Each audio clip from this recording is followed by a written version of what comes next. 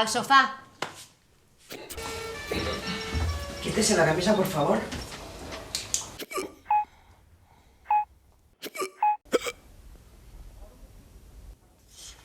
No tiene tratamiento.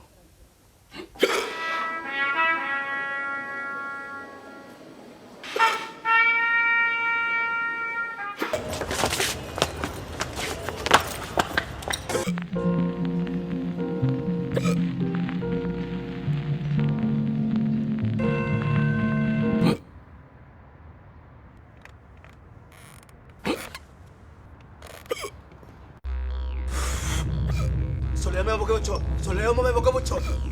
Soleamos me boca mucho. Soleamos me boca mucho. Soleamos me boca mucho.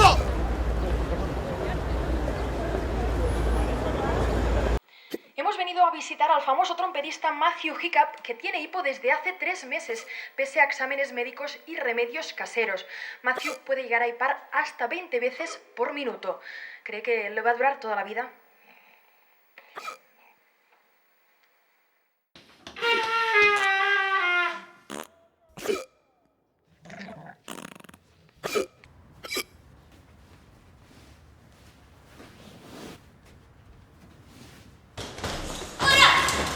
¿Por qué?